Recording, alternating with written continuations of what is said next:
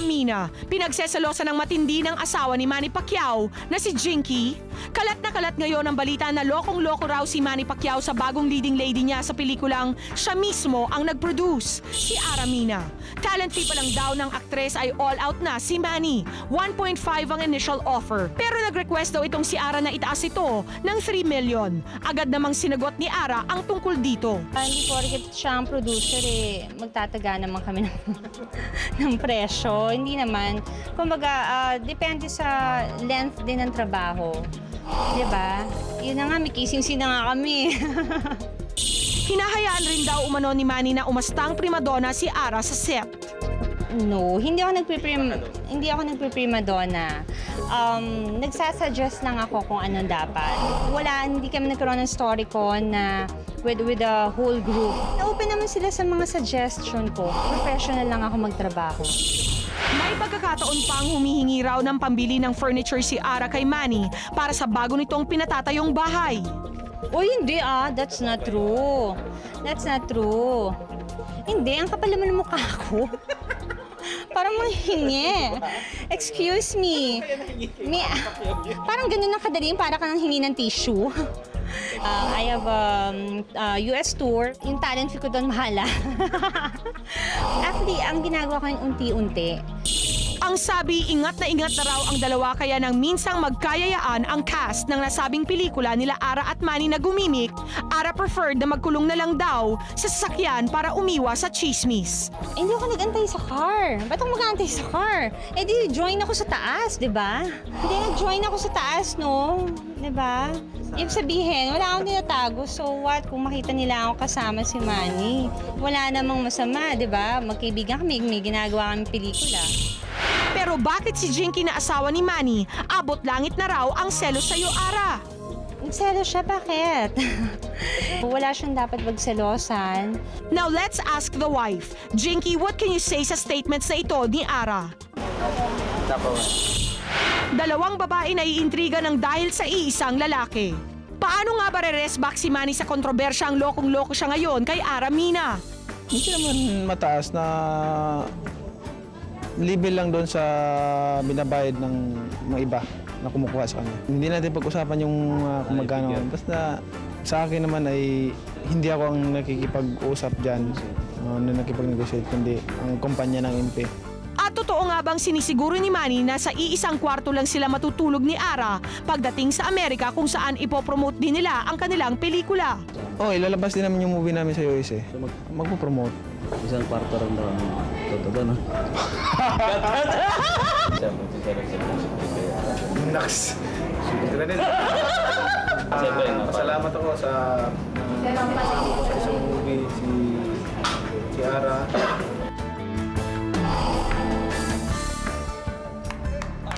Alright, we're very fortunate na kasama naman natin ang isa sa matatalik na kaibigan ni Ara Mina na si Miss Rufa May Quinto. So let's ask Peachy.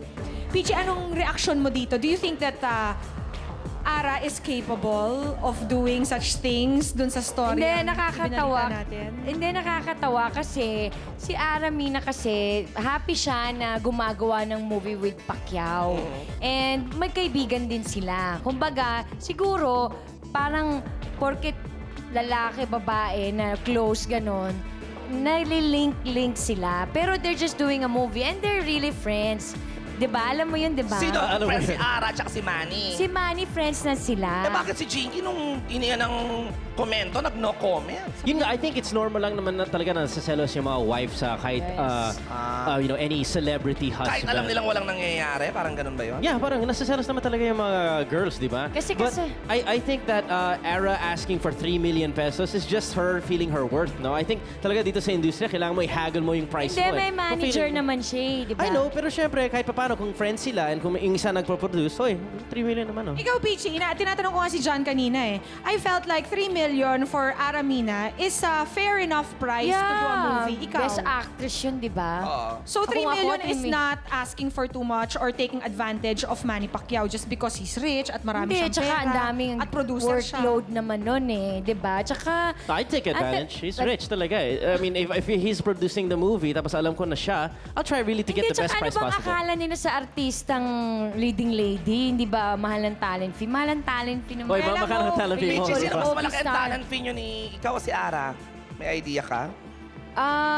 Baka parehas lang or mas Okay. malaki. Hoy, Hindi ko alam O, eh. teka, Peachy, ito. Ano ba? Oy, Ayoko ma-ambi. Peachy, may tatanong ako sa'yo. Pero bago yan, nais po natin pasalamatan ng ating RGMA Gensan reporters na si Chris Guarin and Anter Alcos para sa interview na yan ni Mr. Manny Pacquiao. Our exclusive interviews with Manny Sobra. at well, that's very short interview with Jinky. Correct. Na no comment. Pero ito sa dali lang, Peachy, nalilito ako kasi laman pala ng dyaryo ngayon. So tinatanong ako ng mga staff kung pwede itanong ko sa'yo. I hope you don't mind.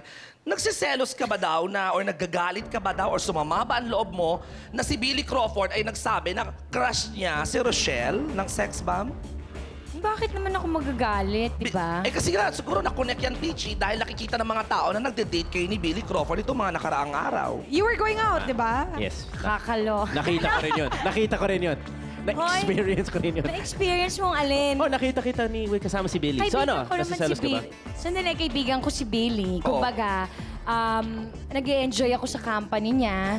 Na kahit, ano ba, let me explain, okay? O, sige. Pero hindi totoo muna. Number one, hindi po totoo yung tungkol sa selosan. Wala po akong care kung sinong crush niya. Okay. Di ba? Basta ang relationship ko with Billy is we're really friends. We hang out. Hindi naman namin dinideny kahit So naman feeling mo, siya, di ba? hindi to Pero, date. Hindi kanya, wala siyang balak na ligawan ka. Hindi mo naman ay, hindi ko nararamdaman yun. tinanong naman. Kasi in fairness naman to me, kabi-break ko lang. Until now, nag-uusap pa rin kami ni Eric. Basta kumbaga, parang siya yung kahit babae siya o lalaki man siya.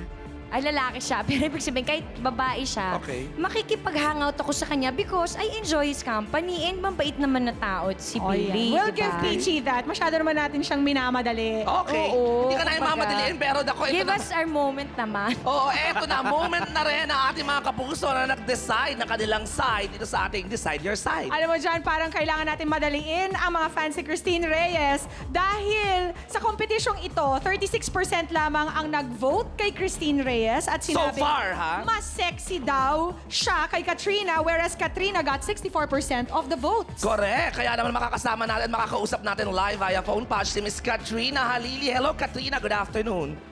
Hi. Hi, Katrina! Hello po. Parang Hi, this is Steve. another... matindi to Parang this is another victory for you, Katrina, na dito sa kompetensyang between you and Christine, mas maraming bumoto sa'yo, 64% as opposed to 36. Ano masasabi mo doon? Gusto ko mag-thank you sa lahat ng bumoto sa akin. Ayan, baka gawin kaming issue ulit ni Christina. Wala pa kami away. Okay. And ano masasabi mo to Christine, Katrina? Do you think that she's doing well naman with her direction sa kanyang career? Kasi in fairness naman kay Katrina, nauna naman siya Oo. na sa pagiging cover girl. Nag-uusap naman kami ni Christine eh. Sinasabihan ko siya. So, secret. Joke lang. Nag-uusap kami yung dalawa. Sinasabihan ko siya like sa pictorial niya na wala namang masama doon eh. Parang hindi naman siya, alam mo yun, yung wala naman damit talaga. Okay lang naman yun. So friendly competition lamang yung between the two of you. Opo, wala naman po sa amin yun. Okay. Alright. Oy, pero huwag Thank you, Katrina, mag-alala, for your Pia. time. Thank you very much, Christine. Huwag mag-alala. Katrina pala, I'm Katrina. sorry.